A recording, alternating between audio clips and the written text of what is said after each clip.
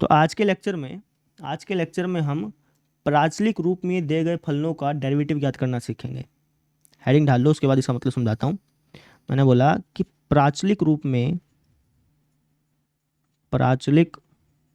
में दिए गए फलनों का डेरिवेटिव ज्ञात करना सीखेंगे। ठीक है, आप कहेंगे सर प्राचलिक रूप का मतलब क्या है ना, उसको समझाता हूँ भाई, ध्यान से समझिए। जैसे अभी तक हमने जितने भी फलन पढ़े उसमें एक्स और वाई जो है वो एक दूसरे के टर्म में लिखे होते थे। जैसे आपको कुछ इस टाइप का क्वेश्चन मिल गया है ना, और आपसे पूछ लिया कि भाई इसका डेरिवेटिव बताओ, तो आप आराम से बता देते थे। ठीक है, कई बार क्वेश्चन आपको इस टाइप का मिलता था, जैसे मान लो कि एक्स वाई प्लस में वाई क्यूब एक्स, जहाँ पे एक्स और वाई को अलग अलग करना आसान नहीं होता था, जिनको अपन अस्पष्ट फलन बोलते थे। ठीक है, इस टाइप का कोई फलन मिल गया और आपसे कह दिया कि भैया d y upon d x निकालो, तो इसको भी आप आराम से निकाल सकते थे, इसका भी तरीका हमने सीख लिया था। ठीक है, लेकिन कई बार क्वेश्चन में जो फलन दिया जाता है वहाँ पे एक्स और वाई जो है वो एक दूसरे से रिलेटेड ना होकर के किसी तीसरे चर से रिलेटेड होते हैं। समझ रहे हो? जैसे आप अगर इस इक्वेशन में देखें तो यहाँ पे एक्स और वाई एक दूसरे से रिलेटेड है, यहाँ पर भी एक्स और वाई एक दूसरे से रिलेटेड है, लेकिन कई बार क्वेश्चन में क्या होता है कि एक्स और वाई जो है वो किसी तीसरे से रिलेटेड होते हैं। समझ रहे हैं? कई बार इक्वेशन आपको ऐसी मिलेगी जहाँ पे एक्स जो है वो मान लो कि टी से रिलेटेड है और वाई भी टी से रिलेटेड है। समझ रहे हैं? है ना, ये इक्वेशन मिल गई और आपसे पूछ लेगा कि भैया यहाँ पे इसका d y upon d x बताओ, है ना। तो यहाँ पर डेरिवेटिव कैसे ज्ञात करते हैं वो अपन सीखने वाले हैं। ठीक है, वापस समझिए भाई। अभी तक हमने जितने भी टाइप के फलन पढ़े, चाहे वो अस्पष्ट फलन हो चाहे स्पष्ट फलन हो, उसमें क्या होता था कि एक्स और वाई एक दूसरे से रिलेटेड होते थे, है ना। तो उसका डेरिवेटिव ज्ञात करना तो आपको आता है, उसमें तो कोई दिक्कत नहीं है। लेकिन कई बार फलन हमें कुछ इस तरीके से दिया जाता है जहाँ पे एक्स और वाई जो हैं वो एक दूसरे से डायरेक्टली रिलेटेड ना होकर के किसी तीसरे चर के थ्रू रिलेटेड होते हैं। जैसे आप यहाँ पे देखें ना, तो यहाँ पर भी एक्स और वाई एक दूसरे से रिलेटेड हैं, लेकिन किसके थ्रू? टी के थ्रू रिलेटेड है। समझते हैं? जैसे आप यहाँ पे देख सकते हैं, एक्स टी से रिलेटेड है, वाई भी टी से रिलेटेड है, तो आपस में भी रिलेटेड हुई है, लेकिन किसके थ्रू रिलेटेड है? किसी तीसरे चर के थ्रू रिलेटेड है। तो इस टाइप की जो इक्वेशन होती है ना, इस टाइप की जो इक्वेशन का सेट होता है, यहाँ पर डेरिवेटिव कैसे ज्ञात करते हैं वो अपन सीखने वाले हैं। और इस टाइप की जो इक्वेशन होती है ना, जिसको मैं ग्रीन कलर कर रहा हूँ, जहाँ पे एक्स और वाई जो है वो किसी तीसरे टर्म के थ्रू रिलेटेड होते हैं, इस टाइप की इक्वेशन को बोलते हैं प्राचलिक समीकरण, या फिर आप कह लो प्राचलिक फलन। ठीक है ना, समझ में आई मेरी बात? और यहाँ पे जो टी है इसको हम बोलेंगे प्राचल। समझ में आ गई? तो इसलिए इस टॉपिक का नाम क्या है? प्राचलिक रूप में दिए गए फलनों का डेरिवेटिव ज्ञात करना। जब फलन जो है वो आपको प्राचलिक रूप में दिए गए हों तो उसका डेरिवेटिव कैसे ज्ञात करते हैं वो अपन सीखने वाले बेटा। लॉजिक समझ में आया? एक बार मैं वापस से रिकैप कर दूं। मैं ये कह रहा हूँ कि अभी तक हमने जितने भी फलन पढ़े वहाँ पे एक्स और वाई जो है वो डायरेक्टली एक दूसरे से रिलेटेड होते थे, लेकिन कई बार फलन ऐसा दिया होता है जहाँ पे एक्स और वाई एक दूसरे से डायरेक्टली रिलेटेड ना होकर के किसी तीसरे चर के थ्रू रिलेटेड होते हैं। जैसे यहाँ पे देखें तो एक्स और वाई यहाँ पे भी रिलेटेड है, लेकिन डायरेक्टली रिलेटेड नहीं है। एक्स टी से रिलेटेड है, वाई भी टी से रिलेटेड है, तो आपस में भी इनका कनेक्शन है, लेकिन डायरेक्टली नहीं है, इनडायरेक्टली है। तो जहाँ पर एक्स और वाई जो है वो किसी तीसरे चर के थ्रू रिलेटेड हों, उस टाइप की इक्वेशन को हम बोलते हैं प्राचलिक समीकरण। और उन प्राचलिक समीकरणों का डेरिवेटिव कैसे ज्ञात करते हैं वो आज के लेक्चर में हमें सीखना है, और बहुत ही आसान है।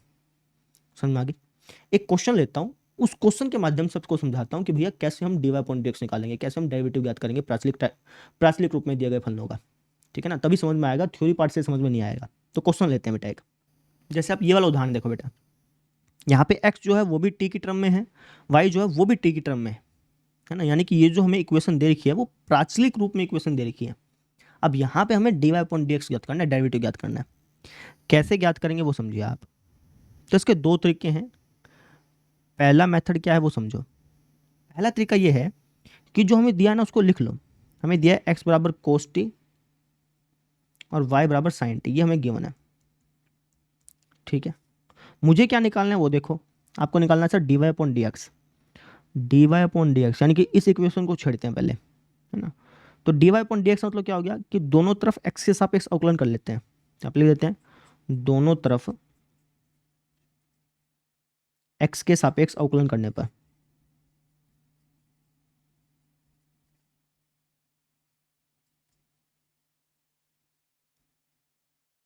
ठीक है। तो y का अगर आप x के सापेक्ष अवकलन करोगे तो क्या आएगा, dy अपॉन dx, है ना। साइन समथिंग का अगर आप x के सापेक्ष अवकलन करोगे तो क्या आएगा, साइन समथिंग का डेरिवेटिव होता है सर जी कोस समथिंग, और इस समथिंग का वापस से डेरिवेटिव लेना है किसके सापेक्ष, x के सापेक्ष। तो t का अगर आप x के सापेक्ष अवकलन करोगे तो आता है dt अपॉन dx। क्लियर है यहाँ तक बात, समझ में आया, ठीक है। तो आप कहेंगे सर अब मुझे dt अपॉन dx की वैल्यू चाहिए, है ना, तभी तो हमारा आंसर पूरा निकलेगा। तो dt अपॉन dx की वैल्यू कैसे निकालें, तो आपको आंसर यहाँ से निकाल लेते हैं। कैसे, यहाँ पे एक काम करो, यहाँ पे दोनों तरफ t के सापेक्ष अवकलन कर लो, दोनों तरफ t के सापेक्ष अवकलन करने पर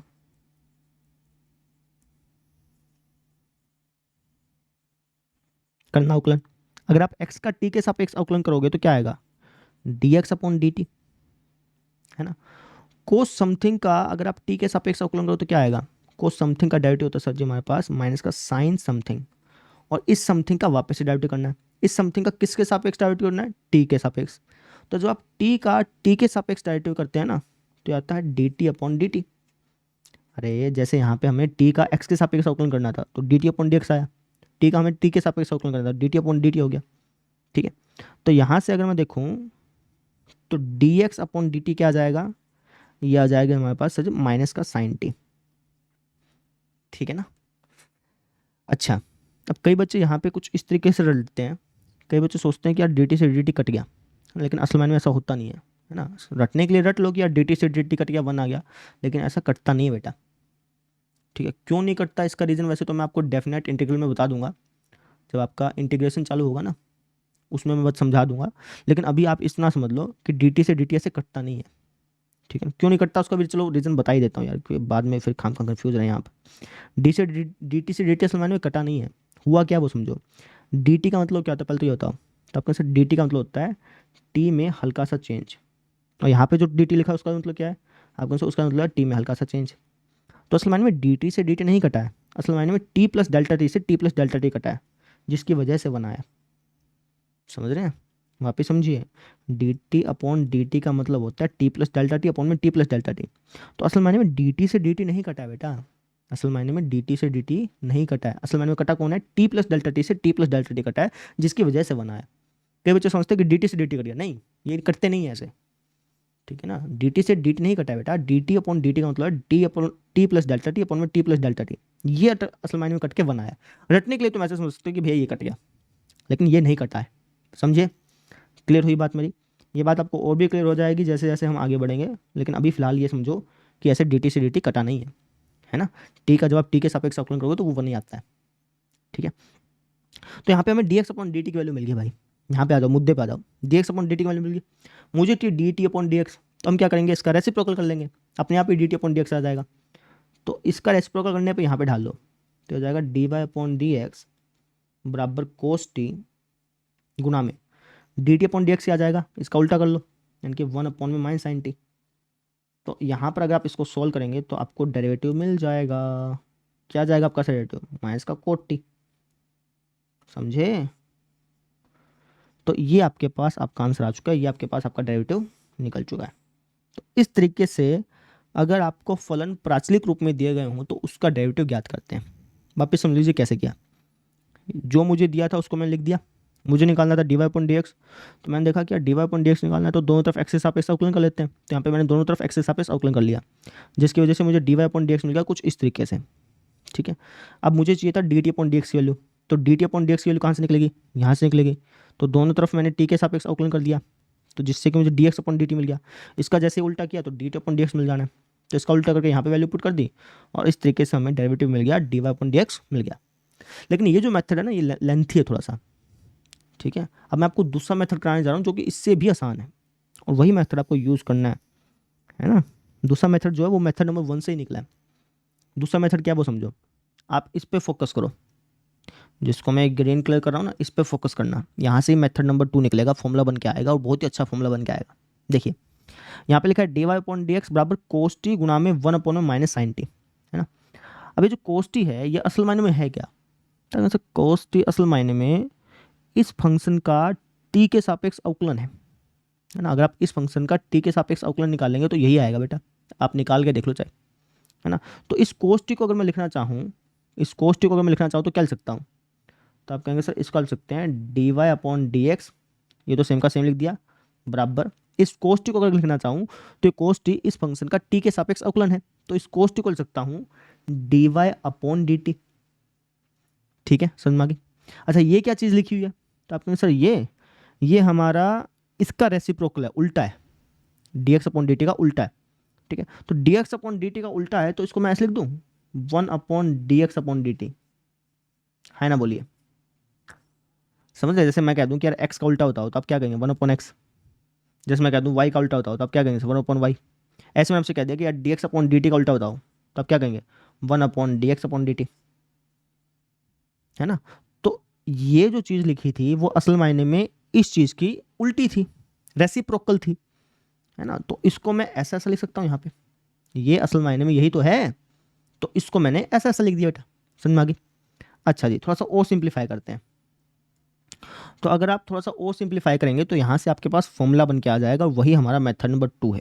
इसको सिंप्लीफाई करना और तो हो जाएगा d y upon d x बराबर d y upon d t बटे में d x upon d t. कहने का मतलब क्या है वो समझो। कहने का मतलब ये है, कहने का मतलब ये है कि अगर आपको x बराबर कोस टी और y बराबर साइन टी दिया है और आपसे d y upon d x पूछा है तो आप क्या करेंगे, d y upon d x ज्ञात करने के लिए आप पहले d y upon d t निकाल लेंगे और फिर d x upon d t निकाल लेंगे। यानी कि दोनों फंक्शंस को टी के सापेक्ष अवकलन कर दीजिएगा, इसको भी और इसको भी। इसको टी के सापेक्ष करेंगे तो d x upon d t मिल जाना है, इसको टी के सापेक्ष करोगे तो d y upon d t मिल जाना है। इनको भाग कर देना बेटा, फिर जैसे आप इनको भाग करोगे तो आपको d y upon d x मिल जाएगा। ये मैं आपसे कहना चाह रहा हूँ। अब कई बच्चे इस फॉर्मूले को कुछ इस तरीके से भी रट लेते हैं कि भाई डी टी से डी टी कट गया, ऑब्वियस बात है d y upon d x मिलेगा, है ना। इसको ऐसे रट लेते हैं, है ना। तो आप रटने के लिए ऐसे रट सकते हो, लेकिन मैंने आपको पहले भी बताया कि ऐसे डी टी से डी टी कटता नहीं है ना। आप समझने के लिए, रटने के लिए रट सकते हो। आपको दिखने में ऐसा लग रहा होगा डी टी से डी टी कटेगा, डी अपॉन डी एक्स, लेकिन इसे कटा नहीं है असल मायने में। ये फॉर्मूला आया कहाँ से? ये फॉर्मूला बेसिकली यहाँ से आया है ना। D y upon d x को हम ऐसा ऐसा लिख सकते थे और इसकी वजह से ये फॉर्मूला ऐसा ऐसा बना। रटने के लिए तुम कैसे रट लो वो तुम्हारी इच्छा है ना। आपको बस ये फॉर्मूला याद रखना है बेटा, ठीक है। इस फॉर्मूले को आप याद रखिएगा, सारे के सारे क्वेश्चन बिल्कुल ऐसे ऐसे मक्खन की तरह बनेंगे तुम्हारे, समझ रहे हैं, बहुत आसानी से बनेंगे। बस इस फॉर्मूले को याद रखिएगा और इसको ही याद रखना पड़ेगा। ये जो चीज़ें मैंने बताई ना, ये तो एक्स्ट्रा चीज़ें बताई हैं, ठीक है। इनको याद रखोगे तो काम बनेगा नहीं तुम्हारा, इस फॉर्मूले को ही याद रखना पड़ेगा, इसके बाद ही आपके क्वेश्चन बनेंगे। अब मैं आपको क्वेश्चन करवाता हूँ, वहाँ पे आपको ये चीज़ें और अच्छी तरह से समझ में आएंगी, ठीक है ना। चलिए क्वेश्चन करते हैं। जैसे आप एक्सरसाइज 5.6 का पहला क्वेश्चन देखिए, क्या क्या लिखा है कि भैया पहले से लेकर के 10 तक जो क्वेश्चन है ना, वहाँ पे एक्स और वाई में दिए गए समीकरणों द्वारा एक दूसरे से प्राचलिक रूप में संबंधित है, ठीक है। प्राचलों को बिना काटे d y upon d x निकालिए। जैसे मैंने आपको अभी अभी मेथड 2 समझाया वैसे ही करना है और कुछ नहीं करना। करके दिखाता हूँ, समझ में आएगा तुमको। पहला क्वेश्चन कॉपी कर रहा हूँ। अब जैसे पहला क्वेश्चन देखिए, एक्स बराबर 2a t स्क्वायर, वाई बराबर a t की पावर 4, है ना। अपने को निकालना d y upon d x. कैसे निकालेंगे? जो मेथड नंबर 2 बताया था ना वैसे करेंगे। लिखेंगे कैसे वो समझो। हमें गिवन है एक्स बराबर 2a t स्क्वायर और हमें गिवन है वाई बराबर a t की पावर 4। आप एक काम करो, दोनों तरफ t के सापेक्ष अवकलन कर लो।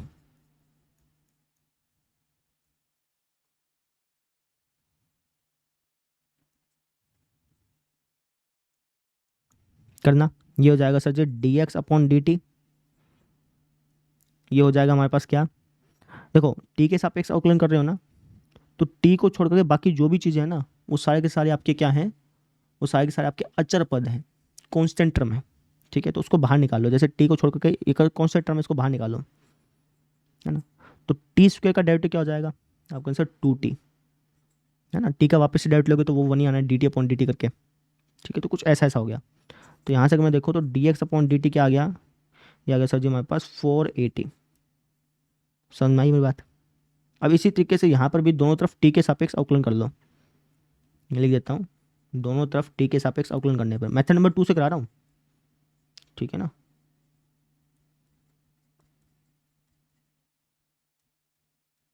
करना तो y का t के सापेक्ष अवकलन करोगे तो क्या आएगा, ये आएगा सर जी dy अपॉन डी टी। अब मैंने आपको बताया कि जिसके सापेक्ष अवकलन कर रहे हो ना उसको छोड़ करके जो भी चीज़ें हैं वो आपकी एक कॉन्स्टेंट टर्म है, ठीक है ना। तो इस a को बाहर निकाल लो, तो t की पावर 4 का डेरिवेटिव करना, t की पावर 4 का with respect to t derivative करना है। तो t की समथिंग की पावर 4, इसका डेरिवेटिव क्या होता है, पावर डाउन 1 लेस, और इस t का वापस से डेरिवेटिव करोगे किसके सापेक्ष, t के सापेक्ष। तो t का t के सापेक्ष से अवकलन करोगे ना तो 1 आएगा, t का अगर आप t के सापेक्ष से अवकलन करोगे तो 1 ही आना है, क्योंकि D T upon d T हो गया। आप इसको ऐसे समझ लो कि ये कट गया, वो 1 आएगा, अच्छा ऐसे समझ लो, ठीक है ना। तो उसको लिखने की जरूरत नहीं है, ठीक है। तो यहाँ से अगर मैं देखूँ तो d y upon d t क्या आ जाएगा, d y upon d t आ जाएगा 4a t क्यूब, ठीक है। मुझे क्या निकालना है बेटा, आपका आंसर आपको निकालना है d y upon d x.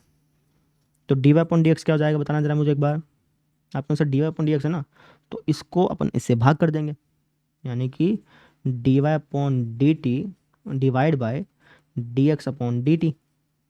D y upon d t की वैल्यू क्या आई है, 4a t cube, d x upon d t की वैल्यू क्या आई है, 4a t, 4 से 4 कैंसल, एक टी से एक टी कैंसल, हमारा आंसर आ गया टी स्क्वायर। कहने का मतलब कि d y upon d x क्या आएगा, टी स्क्वायर आएगा। मेथड नंबर 1 से करते तब भी ये आंसर आता, लेकिन आप हमेशा क्वेश्चन को मेथड नंबर 2 से ही करिएगा, आसान पड़ेगा। तो इस तरीके से हमने d y upon d x याद कर लिया। वापस समझो, बहुत आसान है भाई। यहाँ पे अगर आप नोटिस करें तो एक्स टी की टर्म में है, वाई भी टी की टर्म में है, ठीक है ना। तो दोनों तरफ आप क्या करिए, टी के सापेक्ष अवकलन कर लीजिए, जिससे कि आपको d x upon d t और d y upon d t मिल जाएगा। आपको चाहिए d y upon d x, तो दोनों को डिवाइड कर दीजिए, अपने आप ही d y upon d x आ गया। तो इस तरीके से आप इस टाइप के क्वेश्चन को सॉल्व करते हैं। पहला क्वेश्चन हो सकता है कि आपको थोड़ा सा कम समझ में आया हो, लेकिन बाकी के जो क्वेश्चन है ना वो आपको अच्छी तरह से समझ में आ जाएंगे। ध्यान से देखिएगा। दूसरा क्वेश्चन करवाता हूँ। ये क्वेश्चन देखो भाई, एक्स दिया है ए कोस थीटा, वाई दिया है बी कोस थीटा, ठीक है। तो यहाँ पर अगर आप देखें तो एक्स जो है वो थीटा की टर्म में है, वाई जो है वो भी थीटा की टर्म में है, ठीक है ना।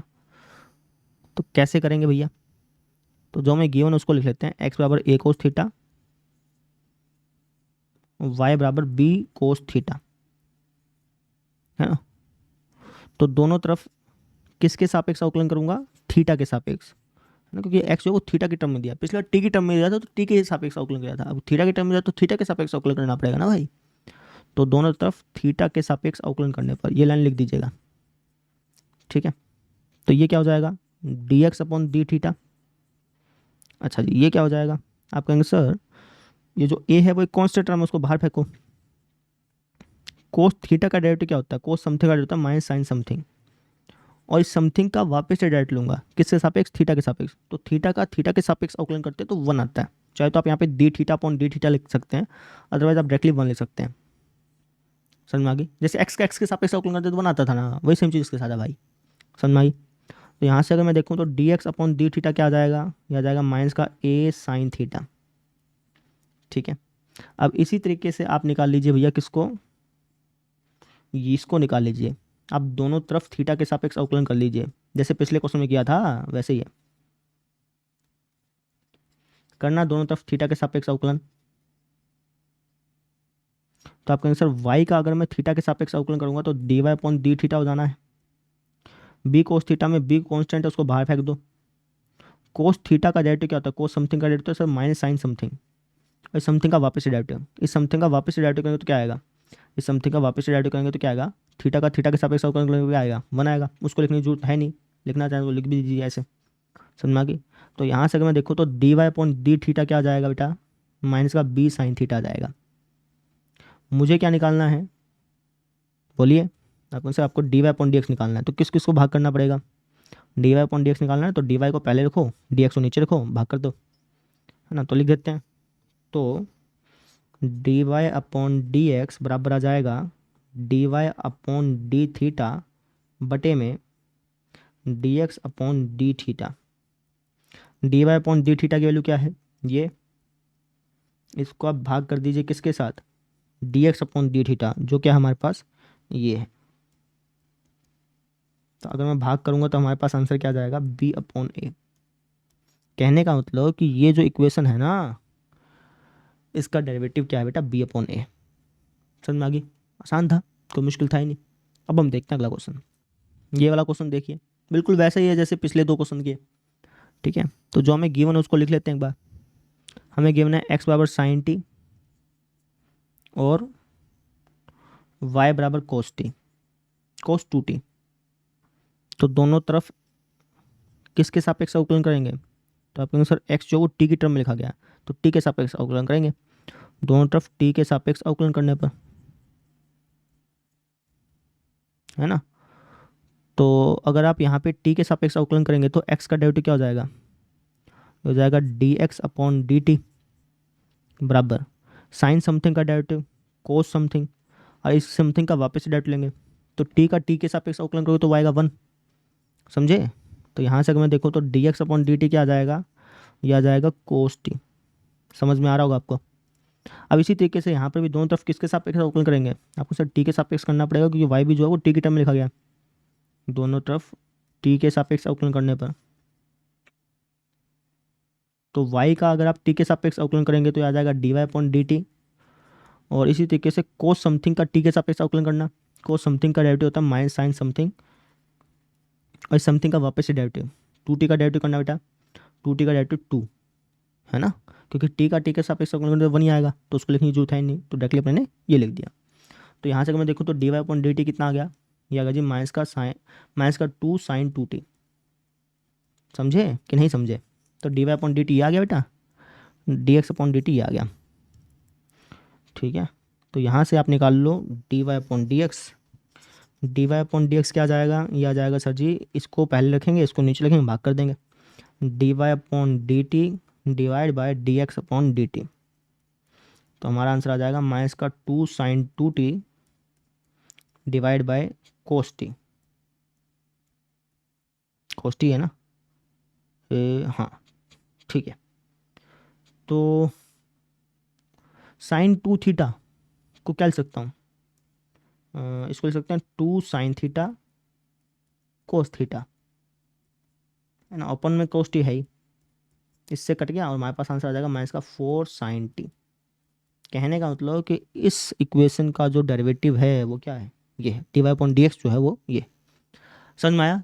क्लियर है बात मेरी? तो इस तरीके से हमने इस क्वेश्चन को सोल्व कर लिया। ठीक है, इसी तरीके से बाकी क्वेश्चन भी हैं, वीडियो पॉज करके आप बाकी क्वेश्चन खुद ब खुद सोल्व करिएगा। अगर ना हो तो इससे अगले लेक्चर में सारे क्वेश्चन करवा दूंगा, वहाँ पे आप देख लीजिएगा, लेकिन पहले खुद ट्राई करिएगा। तो फिर कल मिलते हैं, फिर आज के इतना ही, थैंक यू।